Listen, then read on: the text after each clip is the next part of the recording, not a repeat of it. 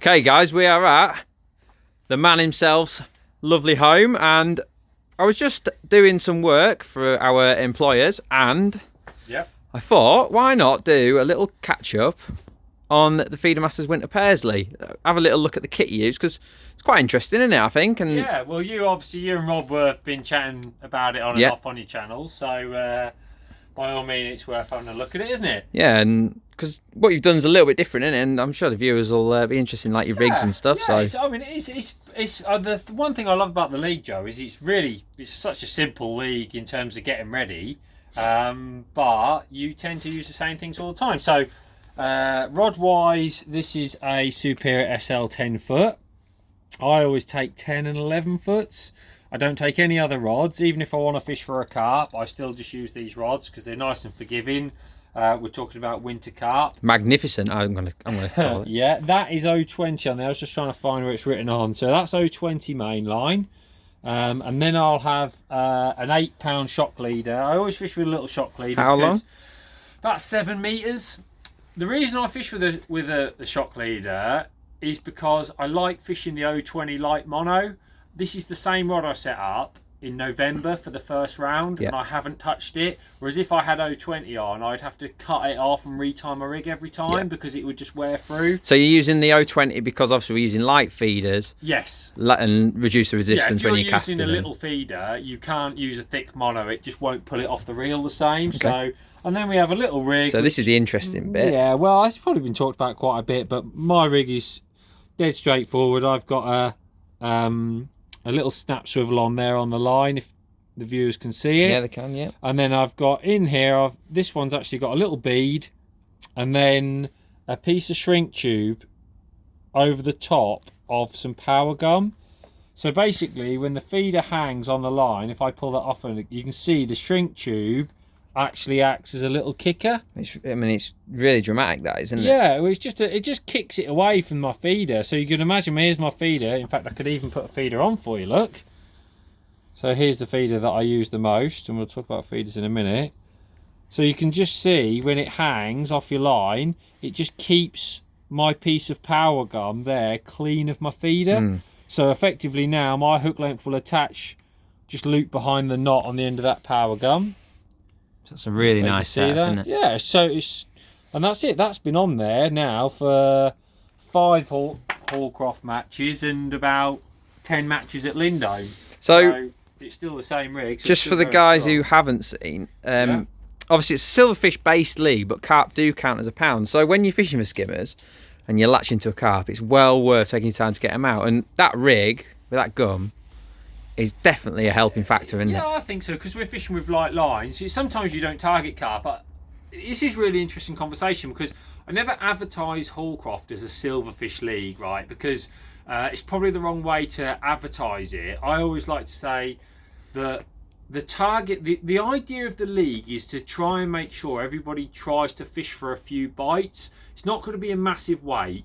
And the reason I say that is if carp counted for their actual weight, we'd all just sit for a carp because you wouldn't be able to beat one carp. Yeah, they're really big in there as well, aren't they? That's the problem. They're massive fish. So if you're on a carpy type peg, or if you hook a carp, it's worth a pound. So like you've just said, you take your time. Whereas if they didn't count, people would be pulling out of them and it'd be rubbish. So I love that about the league because it tends to be that the rubbish silverfish pegs are the better carp pegs.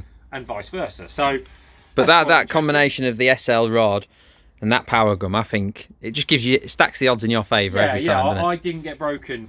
I think I hooked a carp all but one round, and I never got broken by a carp. And I'm sure the soft rod and the power gum has helped to that. Yeah. Even with like 010 AccuPower. So. Which is brilliant, isn't it? It is. Yeah. So these are the feeders I've used. I literally these are the only 4 feeders that saw the light of day because you never feed in a lot of bait. So this is a little wire cage in 25 grams, that one is. I also had some 15 grams.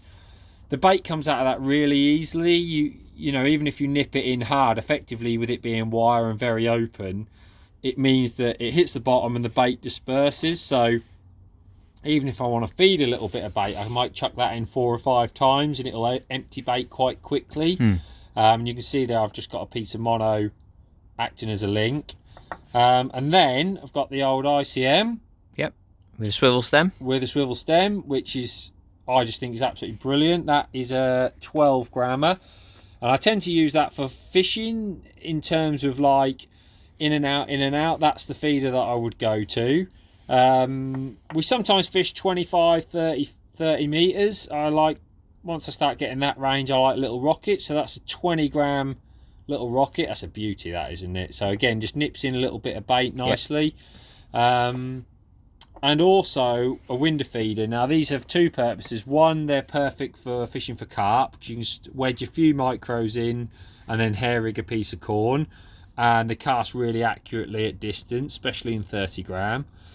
And also I like these on that longer line, because sometimes I like to wedge a bit of ground bait in and just leave it in, which means that in this feeder it doesn't come out very easily, so until you wind in, which means it's always there and you're always fishing. So smelly bomb almost. Yeah, they're the 4 feeders that have had the most love. This is something I've noticed. We've been asked actually on the Preston Facebook channel, why do you use a little link like that rather as opposed to like a manufacturing, you know, the commonly available link, should we say? Well, listen, the commonly available links are great. You know, there's nothing wrong with them. I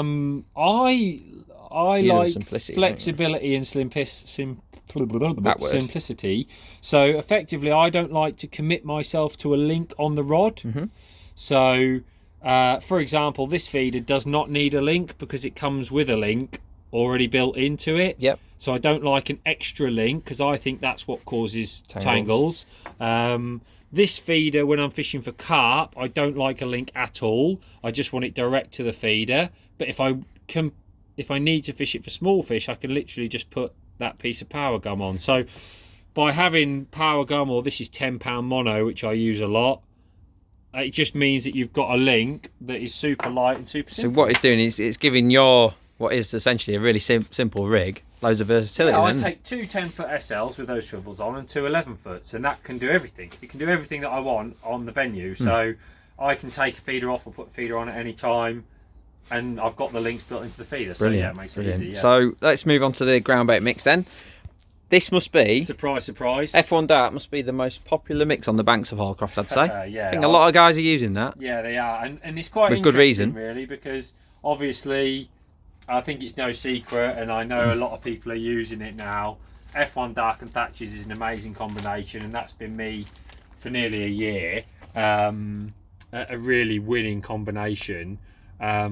But at Holcroft, what happened was, as it got really cold after Christmas, I actually found that Thatchers was a bit too strong. Thatchers is a strong fish meal ground bait, so what I've done is I've kind of weaned the Thatchers out, and out on the last match I just fished with F1 on its own. And I found that was good. I think that Thatchers is nice for odd bigger fish.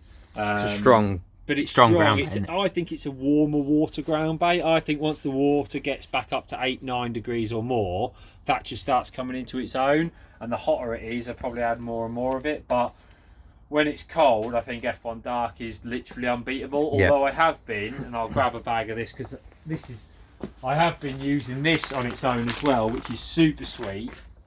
And super sweet is basically about 80% F1 Dark with some crushed red expanders in it, but a massive dolloping of sweet caramel. It's beautiful, that stuff, isn't it? It is the best smelling ground bait ever. And I've been using this at the Oaks at Sesse every week, just getting one bag, mixing it up.